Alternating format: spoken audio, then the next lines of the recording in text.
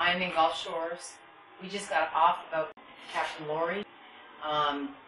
This is a couple that live and have lived here for a very, very long time. And I'm going to have you tell the camera your name. Okay, I'm Captain Richie Russell, and I have been here all my life. I am a local born native. And you are a... I am a dolphin guide, and I met my wife Linda on the dolphin boat itself. Linda, you lived here about 12 years. 12 years. Tell me, first of all, I want you to tell me what it was like here before. Let's go 2 years before the spill. What were your lives like? Busy. We stayed real busy, spring break and summer, taking out, our boat holds up to 49 people, and we do anywhere from 3, 4, 5 trips a day. Rich has been doing this for about 23 years here, and we've been in business for ourselves 11 years. And I answered the phone, take reservations, and he ran the trip. My stepson was a deckhand on the boat. Basically a family-run business that we intended to pass on to my stepson and my daughter who's 7. And tell me about how you felt about your lives. Secure. Pretty much that we were living the little American dream. Yeah, we live in a tourist community where you make your money with the public. Is happy going there on vacation. If you got to deal with the public, this is a great way to do it. And my love for fishing, I mean, I always had a love for recreational fishing. Being on the water. And now I don't really even care to go. And you grew up with a lot of the locals here that are being impacted by this. Exactly. And was it a happy life? Oh, it was the greatest life. Yeah. I mean, I felt like people were always jealous of what we did. That, I always you're getting to go out there and see these beautiful mammals, and we're teaching people about them. And I mean, it was interesting. It was no trip is ever the same. So, it was something I was able to.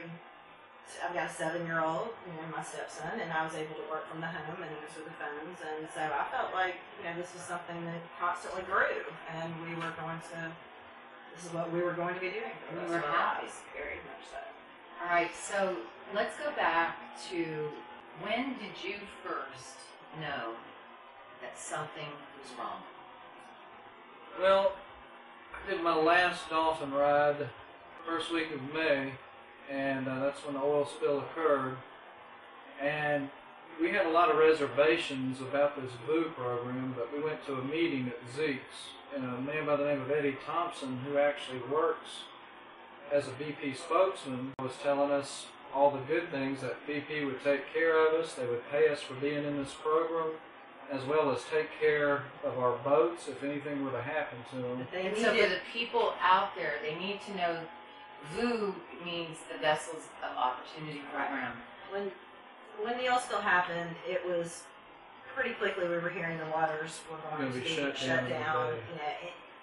Any phone call I had at that point was cancellations or people wanting to know what's going on. The phone quit ringing. So at that point, we went to this meeting with Mr. Thompson, and they were encouraging, captains, we need you. Please come. We're going to put you to work. We need help cleaning this up. You are the people who know the area. You know the waters. Please do this. And we had reservations about it. I was hearing people getting sick out on the water out of Louisiana. I was worried about the oil in the boat. We were asking mechanics, what will this do to your boat? And nobody really had an answer good for you. But after about 3-4 weeks with no income, it became we don't have a choice. We had to do it. So we participated in it. Didn't make as much money as we normally make during the year, but we made some money. However, what were you promised? We were promised that any damage to the boats would be fixed. That our boats would leave the program in the same condition that they began it in. And everyone was promised that. Tell me a little bit about your boat in itself. Well, I had about 4 different occupations that I did in the VU program. I first went out to spot the oil and report it, in which I was one of the first boats that did find it right outside our pass. Well, it wasn't until the next day that I actually found the oil. But I was constantly, my boat was in the oil the whole time. Secondly, I became a supply boat where they would load my boat full of supplies to run out to people that were actually pulling the boom to take the oil off the water. But we would issue out hazmat suits, duct tape, Gatorade, water, just whatever they wanted us to take, duct tape for bags and things. Well, did they give you respirators? They didn't give us any kind of respirators to wear. We did have to wear long pants, but we did not wear respirators or anything to protect us. They gave them a bunch of sunscreen. And we have cases of sunscreen that they handed out. And anyway, what happened after that, with my boat sitting in the oil went up through the intake into my cooling system. It ruined my impeller and got clogged up in the lines, and my motor overheated. And I got on the VHF radio and notified other boats about my situation. Well, I didn't know how much damage it did do, but you know, my alarms finally got shut off, but it overheated so much my motor was smoking. And I still continued to use my motor even though that it quit. But it had done some internal damage where I had metal shavings around my oil cooler and stuff, and I was told by a mechanic and got estimates and everything that I needed to either have it overhauled or replaced because it'll crank, but it's not going to last very much longer. And what's the length in the boat? I have a 50-foot Navy patrol boat that I use for dolphin cruises. But he also was a waste barge or waste removal, and all of the well, hold on a second. The next job I had was pulling boom with the Coast Guard. They took our, because we were divided into divisions, but the new guy, they had changed so many people that were working for Parsons. There was like 3 or 4 different guys at different times. They kept getting rid of them because they felt like they weren't doing the job because it was the most unorganized thing. He would come home every day and say, somebody else is in charge now. I don't know who these people are out here. I'm not seeing the locals that they said they were wanting to hire. Half of these people I've never seen before, and they don't know how to drive a boat. You did not have to have any kind of accreditation to participate in this program. You did not have to have a captain's license. He's a 100-time captain's license. You did not have to have any of that.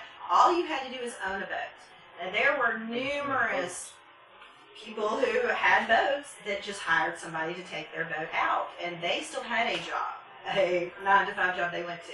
There were so many people from out of state that were hired, and there were boats that were bumping up against Rich as he was giving supplies constantly. And to say we're denied our damages because of normal wear and tear and operator error, it was because every Tom, Dick, and Harry was out there that didn't know how to drive a boat. And everybody that had these boats, it was the money that enticed them to come. And we were just trying to make our living through the summer that we had lost. Did you have any kind of interaction with the people that were working the beaches at all? Well, we would see them out on the beach, and every once in a while when some oil would get past our booms that we were pulling, because I was pulling with a big boat or supply boat along the beach. Every once in a while, the oil, I had a guy that actually deckhand for me that had a condo on the beach. And he was, every time some oil would get by, hey, there's oil, you know. And anyway, the city of Gulf Shores had some people there, and, you know, they would get back to us saying, hey, you know, we see the oil in certain spots coming in shore, and they wanted us to rush over there to try to get it up with the booms. But sometimes you couldn't get to it because of the sandbars and stuff. Correct. Now I was out with my partner, who's a videographer, and we were asked to come down and to find the oil.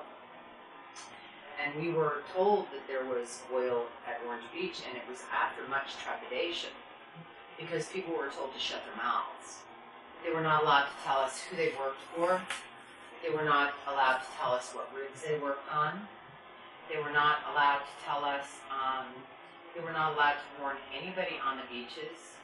I had media contact me not long after he had started the program wanting us to speak about it. And I had actually written out 2 pages of concerns that I had going on with the new program, the boat, health, things that he was coming in saying, I don't even feel like my boat is equipped to do this, but I'm scared to speak out and say no because we knew there was a big, long waiting list of people who were trying to get into the program because they were making nothing. So people were scared to death to speak out, and right after I'd written it all up, I had someone tell me, you realize that the contract that Rich signed, he cannot speak to media, you cannot speak to media. If you do, chances are he will lose the job. Exactly. So, Well, right, that was where we were. And one thing I want you to understand, you're speaking to somebody. I am not the media. I'm an independent producer. I'm a healthcare practitioner, but I'm also very, very concerned about the lack of rights that have been taken away from you.